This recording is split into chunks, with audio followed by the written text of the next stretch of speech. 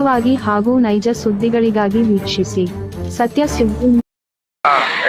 ಈ ದಕ್ಷಿಣ ದಾವಣಗೆರೆ ಜಿಲ್ಲೆಯ ದಕ್ಷಿಣ ಕ್ಷೇತ್ರದ ಉಪಚುನಾವಣೆ ಮತ್ತು NDA ಪಕ್ಷದ ಅಭ್ಯರ್ಥಿ ತಾವು NDA ಪಕ್ಷದ ಅಭ್ಯರ್ಥಿ ಬೆಂಬಲಕ್ಕೆ ಬಂದಿರಾ? ಈ ಕ್ಷೇತ್ರ ನೋಡಿದ್ರೆ ತಮ್ಗೆ ಏನು ಕಾಣುತ್ತೆ ಸರ್? ಈ ಬಾರಿ ಕಳೆದ 6 ಬಾರಿನೂ ಕಾಂಗ್ರೆಸ್ ಗೆದ್ದಿತ್ತು.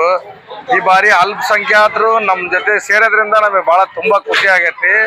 ಈ ಬಾರಿ NDA ಪಕ್ಷದ ಅಭ್ಯರ್ಥಿನೇ 100ಕ್ಕೆ 100 ಗೆಲ್ಲೋದು ಅಂತೇಳಿ ನಾವು ಗೆಲ್ಲೋ ವಿಶ್ವಾಸ ಖಚಿತವಾಗಿ ಹೇಳ್ತೀವಿ. ಸರ್, ನಿಮ್ಮ ಪಕ್ಷದಲ್ಲಿ ಗೊಂದಲ ಒಂದೇ ಮನೆ 3 ಬಾಗಿಲ ಅಂತಾರೆ, ಅದಕ್ಕೆ ಏನು ಹೇಳ್ತೀರಾ ತಾವು? ಸರಿ, ಎಲ್ಲ 3 ಬಾಗಿಲಿಲ್ಲ, ಎಲ್ಲ 3 ಸೇರಿಸಿ 3 ಕ್ಲೋಸ್ ಮಾಡಿ 1 ಬಾಗಿಲ ಮಾಡ್ಕೊಂಡಿವಿ. ಎಲ್ಲಾರು ಖುಷಿಯಾಗಿ ಎಲೆಕ್ಷನ್ ಮಾಡ್ತದಾರ. ಎಲ್ಲಾರು ಒಂದಾಗಿ ಸೇರ್ಕೊಂಡಿದ್ದಾರೆ. ಈಗ ಸೇರ್ಕೊಂಡಿದ್ರೆ ನೋಡಿರಿ, ಜನ ಸಾಗರಣೆ ಹರಿದು ಬರ್ತಾ ಐತಿ. ಇವತ್ತು ಅವರೆಲ್ಲ ಜೊತೆ ಸೇರಿದ್ರೆ ಜನ ಸಾಗರಣೆ ಹರಿದು ಬರ್ತಾ ಐತಿ.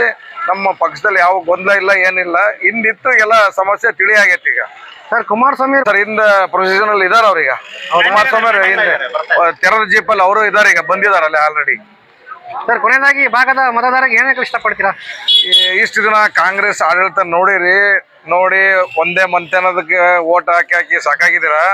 ಒಬ್ಬ ಬಡ ಅಮಾಲನ ಮಗನ ಗೆಲ್ಸ್ರಿ, ಬಡವರನ್ನು ಬೆಳೆಸ್ರಿ, ಹರಸ್ರಿ ಅಂತೇಳಿ ಕೇಳ್ಕಂತೀವಿ. ನೀವು ಈ ಬಾರಿ ಬದಲಾವಣೆ ತರ್ರಿ. ಒಂದು ಬಿಜೆಪಿ ಕುಟುಂಬ ರಾಜಕೀಯ ಬೇಡ, ಸಾಮಾನ್ಯ ಕಾರ್ಯಕರ್ತರು ಸಹ MLA ಆಗ್ಬೇಕು. ಕುಟುಂಬ ರಾಜಕೀಯ ಸಾಕು. ಒಬ್ಬ ಸಾಮಾನ್ಯ ಅಮಾಲರ ಮಗ ಇವತ್ತು MLA ಆದಂದ್ರೆ ಜನಗಳಿಗೆ ಸಂದೇಶ ಸಿಗ್ತತಿ, ಒಬ್ಬ ಸಾಮಾನ್ಯ ವ್ಯಕ್ತಿನೂ ಬೆಳಿಬಹುದು ಅಂತಂದು. ಹಂಗಾಗಿ ಎಲ್ಲರೂ ಈ ಬಾರಿ ಬಿಜೆಪಿ ಬೆಂಬಲ ನೀಡಿ ಓಟ್ ಹಾಕಿ ಗೆಲ್ಲಿಸ್ರಿ ಅಂತೇಳಿ ಕೇಳ್ಕೊಂತೀವಿ.